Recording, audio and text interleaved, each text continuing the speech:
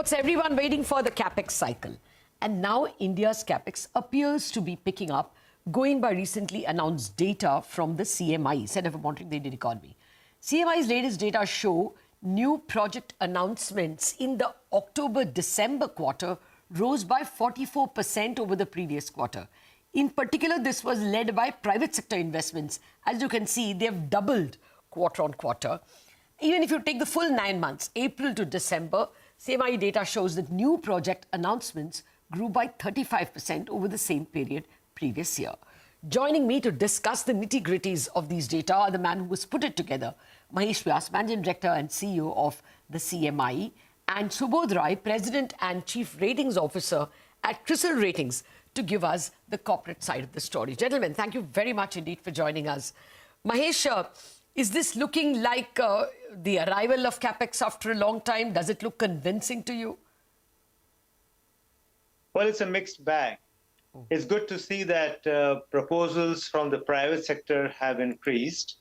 It's a fairly good sustained increase in private sectors announcing new projects.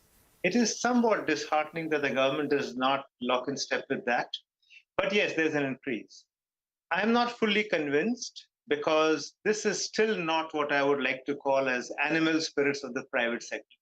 It's largely driven by government initiatives, whether it is state government attracting investments by reaching out really hard, or it is central government schemes like semiconductor scheme or green hydrogen scheme. That is what is bringing in investments. So animal spirits are still not there, but it's a good thing to see that government schemes are working and private sector is proposing to put in money. Okay, let's just keep that graphic plate on. That's the entire data set that CMIE sent me. As you can see, the sharp uptick in the last 2 quarters, that is last 3 quarters, that is the September, October, November, December quarter, doing so much better than the previous quarter. But government is the green line. That's the line that's not doing well. It's the blue line that's doing well. That's the private sector. Okay, now this is kind of not in keeping with what we have hearing, Mahesh.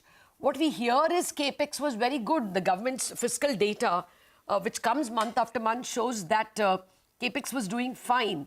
That's not how it looks to you? No. So the two things are very different. Okay. The graphic that you were showing was all about new investment proposals. Oh, okay. Whereas what we see from the fiscal data is spending on capital goods, on capital. So that is spend, and these are announcements. Oh, okay. So the government is spending, and that is seen partly in the capex database by CMI, which shows that completions by government is higher than private sector. Okay. All right, let me get Subodh in then. Subodh, is this what your granular data analysis shows? I'm asking you because a couple of quarters, or maybe 3 quarters back, Reserve Bank grumbled, that if you looked at fixed assets of corporates, that's not still increasing. What is your sense? Are you seeing expansions on the ground? Not proposals, actual expenditure. Okay, so definitely we are seeing green shoots as far as private capex is concerned. And let me quickly give you a sense about the larger macro environment that is driving it. And so what is happening is, I think Mahesh has already touched upon on the government capex. That's pretty bullish. So that is really pushing the infra sector. We are seeing fair bit of capex, and our own analysis suggests as far as infra sector is concerned, between fiscal 2023 to 25, roughly 15 lakh crore per annum capex will happen there. The second element, which is actually giving a fillip to the capex, is PLI scheme. Our expectation is between FY23 to FY26.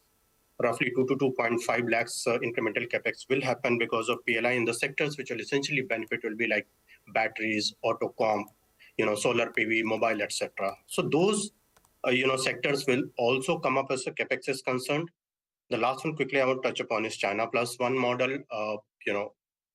Global supply chain is based out of China, and post-COVID, larger economies are working towards diversifying from China for supply is concerned. So we believe specialty chemical and textile will beneficiary. Now, specifically talking about, CRISIL rated portfolios. So we did a study on 43 sectors that we rate, and I'm talking about on corporate side, and they account for roughly 70% of the debt that we rate. So out of these 43 sectors, 26 sectors are consumption linked.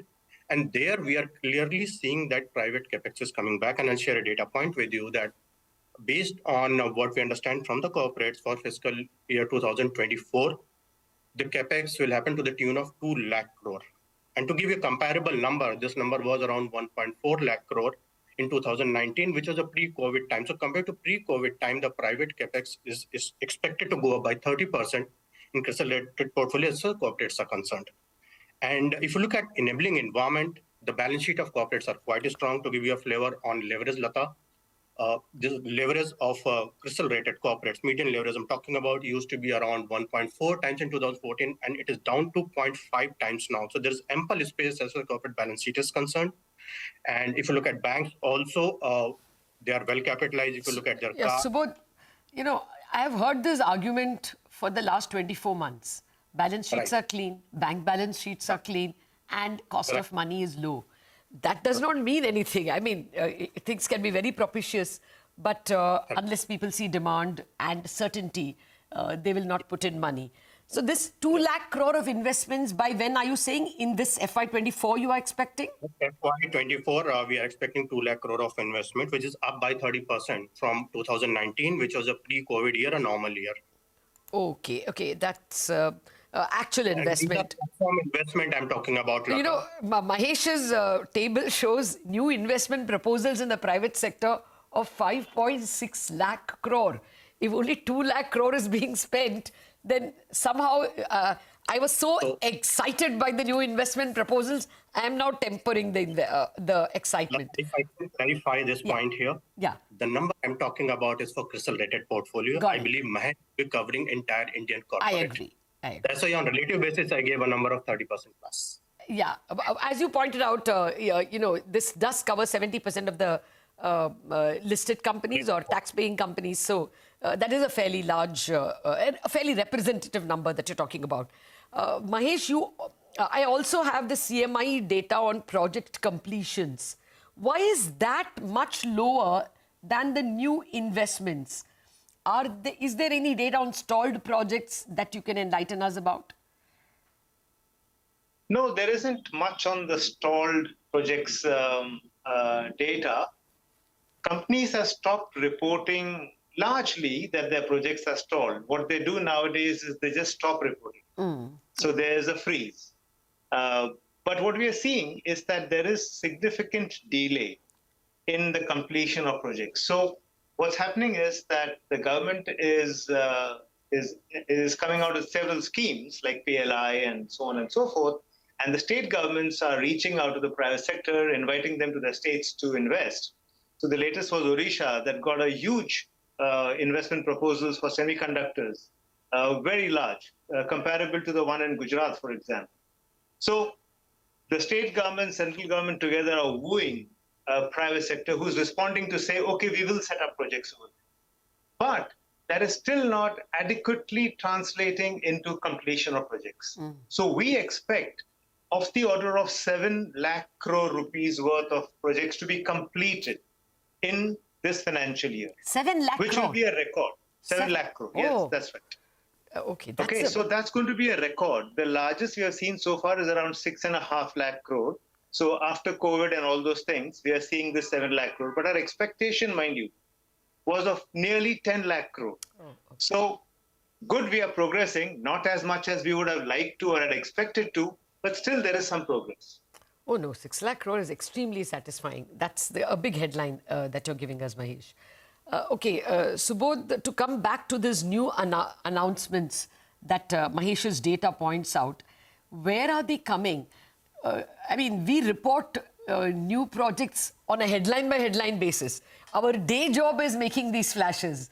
I can only remember green hydrogen and maybe these PLI schemes. Is there any other sector that is doing, other than green energy and PLI, any other announcements, any other sectors? So I think I can divide them in two parts, Lata.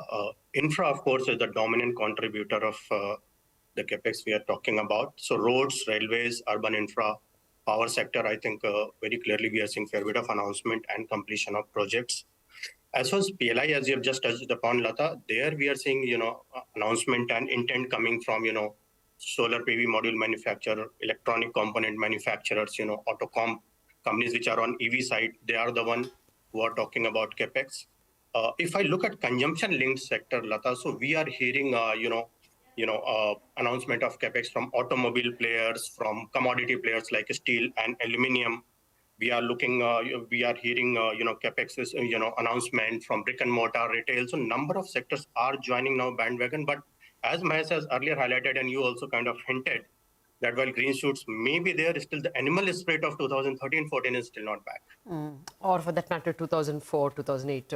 For your information, I attended Yes. a record number of state government investment summits in the late 90s. And it wasn't until 2004 that the green shoots became, shrubs and trees. It took a while. Yes. Mahesh, any red flags you would worry about? There isn't a red flag. So I'll just say that we are anxiously waiting for this pickup that we are seeing in private investment proposals translate into faster implementation. Okay. So the red flag that I see is what Subodh said earlier, that the balance sheets of companies are much better now, which is right. But what I see is in the as of September 2022, the gearing ratio of listed companies had risen quite significantly. Their interest cover has gone down, interest costs have gone up, working capital funds requirements has gone up, and asset utilization ratio has also gone up. So now there is a need for them to borrow for fixed asset formation, and their gearing ratio has already gone up.